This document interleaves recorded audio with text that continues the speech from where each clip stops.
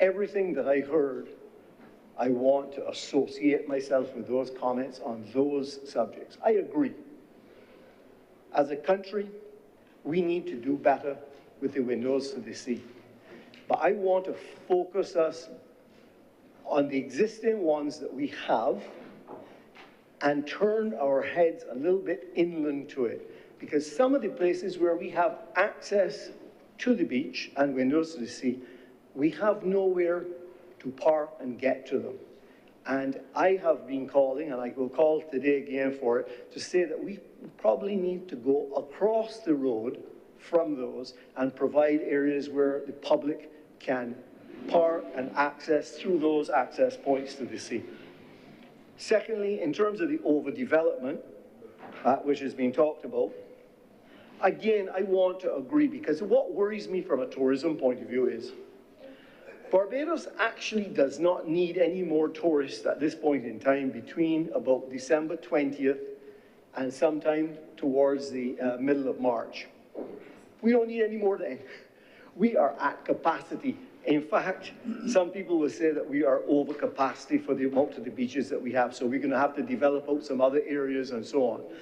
What we really need to turn our focus on, and I want to do my part. I don't want to be part of the problem. I want to be part of the solution, is to use the plant that we have already and let us have it busy 6 months of the year, 8 months of the year, 10 months of the year, maybe even 12 months of the year.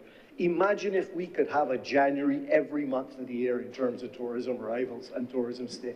That could double our tourism without building one more hotel room. And I believe, sir, that there are ways to do that. And at some point in time, I will share those thoughts, as I have done with the ministers and various people involved. And in terms of heritage, again, as I say, I want to agree with everything that has been said on it. But I don't think, in my opinion, that we get to choose what heritage that is. Heritage is all of our heritage. It is all of it. And we shouldn't be picking pieces of it and hiding it away so I don't know where he is or they are.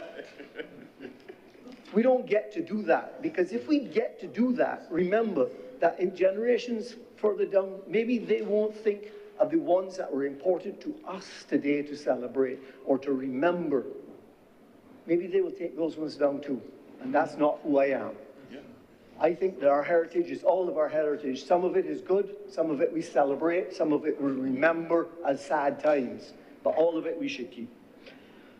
So let me turn my attention to what I had thought I was going to be speaking about before I got run over by that car from the other direction. And sir, I want to speak to compulsory acquisition in this case. It is my opinion that the eminent domain powers that any government has needs to be exercised carefully, very carefully.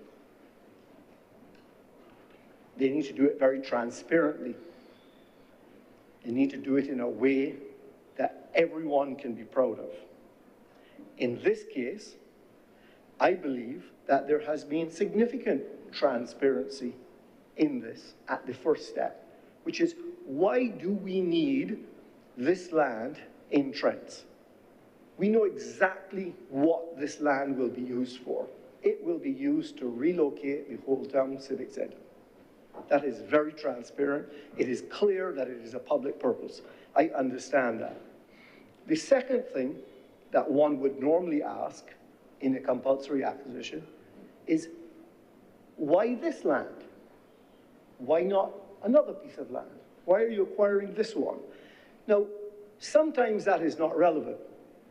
For example, government often will use its compulsory acquisition powers, eminent domain powers, for example, to widen a road.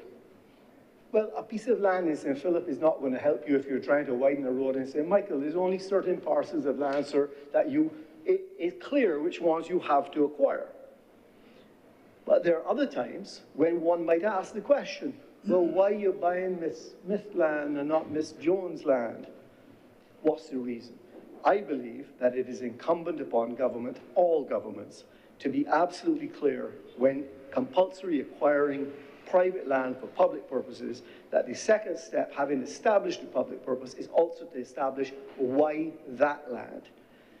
Again, being in the real estate business and knowing Whole Town and knowing some of the ownership around it, I may actually agree in this particular case that that was probably the closest proximity land that makes sense. It makes sense for the lay of the land, how it could be done, where the school is, all of those things. But we need to be clear in every compulsory acquisition that we do that the public purpose is known, and secondly, that why you're choosing that parcel of land, so that there can never be any question as why have you chosen Ms. Cummins' land over Reverend Rogers' land. What was your reason for that? Mine is smaller. That was Cummins in general, Mr. President. You know, there are many people called Cummins, sir. Many people. Many. Thirdly, sir, in establishing what is in the public purpose, we have to remember that we're spending public money. And when we spend public money, and you're going to establish what the public purpose is, one needs to be transparent and say clearly what it is going to cost. I believe that it is incumbent upon governments to tell us when you compulsory acquire land what you're going to pay for it. And it must be clear that you know what you're going to pay for it, because you have to allocate that money at the time. Fourthly, I think that it needs to be clear as a good, responsible government, and this is all governments past and future and present, that when you compulsory acquire someone's land, you pay them for it. You do not use it until you have paid for it. It is unreasonable that we have significant tracts of land which have been compulsory acquired in years gone by under past governments, present governments perhaps, and no compensation has been paid, and the land is being treated with as if it is their own, as if it belongs to the state. I believe that that is fundamentally a problem. So, sir, the resolution before us is a resolution for the compulsory acquisition of land at Trents for the relocation of the Civic Centre. I believe that it makes good sense to relocate the Civic Centre. I believe that there is a better purpose for that land. I believe that the heritage, the over-tourism, all of those things need to be taken into account, but that's not what's before us today. That is a different matter that needs to be discussed at another time, and I agree with the points being made on that. What is before us is the compulsory acquisition of land, and the only thing that I can find deficient here is that I am hoping that in the future we would know exactly why you've chosen that parcel of land over any other parcel of land, what you will pay for it, and that you will not deal with it until it has been paid for. Those are my comments with regards to this resolution, which I do support. Thank you, sir. Thank you very much, Senator Mallalieu. Senator Reverend Canon Dr. Rogers. Thank you very much, Mr. President, for acknowledging me as I speak briefly to this resolution. When the resolution was tabled and I gave a look at it, one thing came to mind was the words from now Senator John King, who was then John King, the Calypsonian, who said, "These fields and hills without a footpath, preventing Bajans from getting a sea bath," when he was talking about access to the beaches in Barbados. And as Senator Mallalieu rightly said, the debate has taken a different direction, because I do not think anyone has, well, from what I've heard, has a problem with the compulsory acquisition of the lands in question. But I believe after the passionate speech from Senator Haynes today, it calls us all to do some introspection on the general outcome of this resolution, because one of the things that was actually voiced is that plans are well in advance. I heard mention of a 7-story hotel on one side and I think 5-story on the other side. I got that right? I thought I heard. Of the canal. Of the canal. Yeah. I heard that in the speech today. Yes. Yes. Just to be of assistance, Senator Minard was expressing a view and asking whether it was desirable to have that scenario. I thought I heard Senator Haynes say that. Or was it you, Senator Haynes? I believe her speech, if we check No, it, perhaps, but yeah. suggests that there are suggestions of having hotels on that side, which I can't speak to because I'm sure that an environmental But impact. indeed, it was raised, though. Yes, it was raised. There must be an environmental impact assessment, something that we heard so much about prior to 2018, that will be done on this particular piece of property if that is the desired outcome. But I also share the view of Senator Malaloy, which I raised in this chamber some time before, about the danger of over-tourism and what it can do to our natural resources and what we have here. But I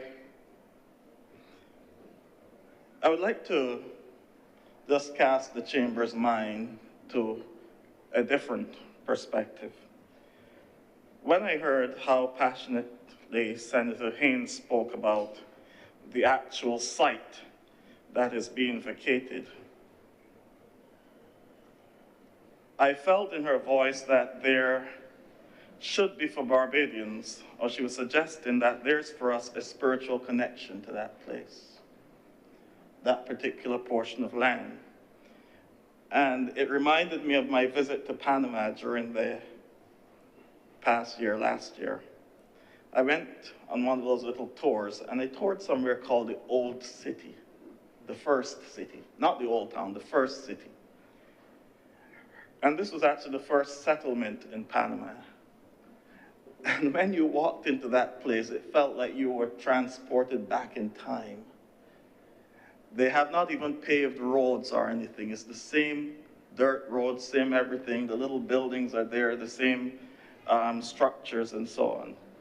And they cherish that as a heritage site. They're able to tell their story, the story of the settlement of Panama, based on that, the ruins of that little city. Of course, much has taken place on the site that we're speaking about today, but I believe that there is some merit to the argument that we need to consider very seriously what is being done there.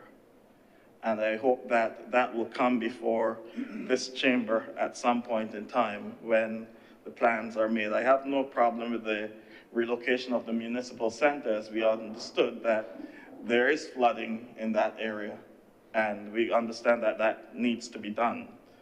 But in terms of what happens on that site, I believe there should be a broader discussion, a national discussion on that. And so, if the intention is to erect large buildings on that area, it can't. Let us remember that we're 166 square miles, and there are lots of other players in this industry. And if we lose what is unique to us, we'll just be building monuments. I visited another place last year, Grand Bahama, in the Bahamas. What used to be known as Magic City when it was going, everything was flowing. It's now an empty shell. Empty hotels. It's eerie just to look at them. Right there on the beachfront, nobody. Lord Kitchener in 1978 sang a calypso that I don't believe many people in the Caribbean have ever paid attention to, but it's one of the most beautiful pieces of work that's been done in the genre. It's called The Carnival is Over. The Carnival is Over. Beautiful music, but it is the imagery that is painted, that after everyone is finished jumping up and everything, the stands are empty. There are wreck, broken bottles, and there's nothingness. And I believe on the macro level, we can listen to that song and consider very carefully what our development trajectory will be where tourism is concerned. And so, as I said, sir, when that debate comes, I'm ready to have that debate. And I hope that there will be wide public consultation on that, what happens on that particular site before anything is done, similar to what happened in Bay Street when there was much consultation amongst other things. I heard that was then, not now. But let me just close, sir, by commending Senator Haynes for her speech, what I refer to as a drop mic speech. I believe that this particular chamber, the Senate, was not constructed to be an echo chamber. It was here where professionals sit and reflect on the legislation that is brought to us, and bringing our various perspectives, we speak to it. And I believe that that is what Senator Haynes did today, in a very passionate way, a way that showed her concern for our country and its heritage. And so I want to make an appeal, if I may, to those who have the power or any influence. Please do not penalize her for her honesty. Please do not penalize her for her conscience. This chamber is meant to do just what she did today.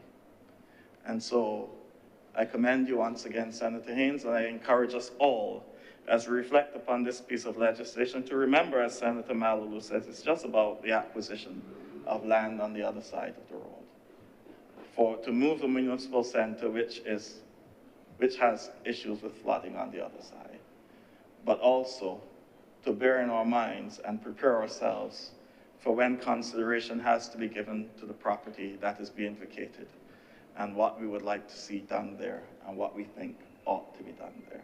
With those few words, I thank you very much. Thank you very much, Senator Canon, Dr. Rogers. Senator Cummings. Thank you very much, Mr. President. I want to thank all of the honorable members who have spoken. I want to express appreciation on behalf of the government for all of the contributions, all well made. In particular, the members that have spoken about the things that unite us as Barbadians: access to the sea, windows to the sea, over-tourism, over-development, inclusiveness, and ensuring that there's a piece of the rock for Barbadians, including Barbadians and the persons who were born here in Barbados and those who have chosen to call Barbados home. And I beg to move at this time, therefore, Mr. President, that this resolution do now pass. The question is that this resolution do not pass. Will those honorable senators in favor please say aye? Aye. Those against please say no. Methinks the ayes have it. This resolution is therefore now passed. Mr. President, that brings us to the end of government business for the day. I think this is the earliest time we've ever finished government business in a long time. And I beg to move that we do adjourn the Senate sine die. The question is that this honorable the Senate be now adjourned sine die. Will those honorable senators in favor please say aye? Aye. Those against please say no. Methinks the ayes have it. Therefore, adjourn the Senate sine die.